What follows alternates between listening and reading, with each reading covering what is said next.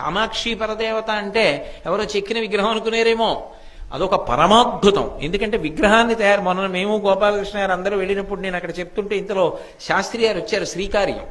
వారిని నేను అడిగాను కూడా, ఏమంటే నీ చెప్పింది సత్యమేనా అంటే, అయ్యో పరమసత్యం అంటది అని చెప్పారు చల్లా విశ్వనాథ శాస్త్రి గారు. ఎక్కడైనా దేవాలయంలో విగ్రహం చేస్తే కింద నుంచి రంధ్రం పెట్టి గురుజులోకి దింపుతారు, విగ్రహం కదలదిహ.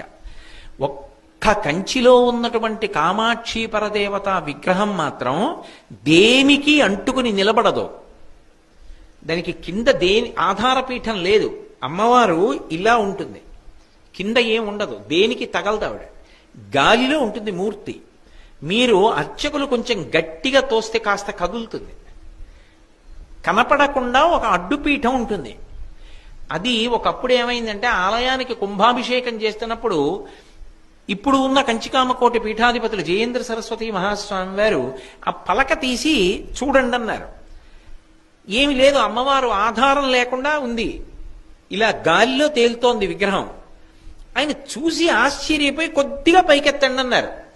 4 వైపులా పట్టుకుని కొంచెం ఇలా అన్నారు. ఒక్క అరంగుళం పైకి లేచింది అంతే. ఇలా లేచిందంతే కుంభవృష్టి కురిసేయడం మొదలెట్టింది కాంచీపురం అంతా. అస్సలు ఉత్తర క్షణం మీరు నన్ను నమ్మండి అంతే, నేను అంతగా కోటేశ్వరరావు గారు అబద్ధాలు ఆడాడు అని మీరు అనుకుంటే మీరు కాంచీపురం వెళ్ళి కనుక్కోండి. పోనీ కామకోటి పీఠాధిపతుల దాకా వెళ్ళలేమంటే శ్రీకార్యం చల్లా విశ్వనాథ శాస్త్రి గారు అక్కడే ఉంటారు 3వ ఇంట్లో, మీరు వెళ్ళి అడగండి విశ్వనాథ శాస్త్రి గారిని. ఒక అరంగుళం కదిలింది. కాంచీపురం అంతా కుంభవృష్టి కురిసేసింది. ఎంత కుంభవృష్టి అంటే మనిషికి ఎదురుగుండా ఉన్నది కనపడలా, అంత వాన పడిపోయి కొద్ది నిమిషాల్లో కాంచీపురంలో కామాక్షి దేవాలయం వెనకాల ఉన్నటువంటి కోనేరు నిండిపోయింది. అంత లోతుగా ఉంటుంది కోనేరు. కోనేరు నిండిపోయి వరదొచ్చింది. పరిగెత్తుకొచ్చి పీఠాధిపతులకి చెప్పారు, అయ్యా వెనక కోనేరు కూడా నిండిపోయిందని. గురి కిందకి పెట్టేయండి అన్నారు.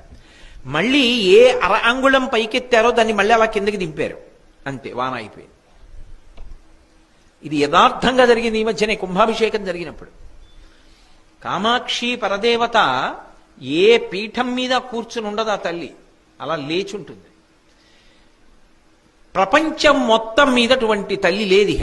ఎందుకంటే ఆవిడ సజీవమైనటువంటి తల్లి, అదేదో విగ్రహం కాదు. అందుకే కన్నులు ఇక్కడి నుంచి ఇక్కడికి తిప్పు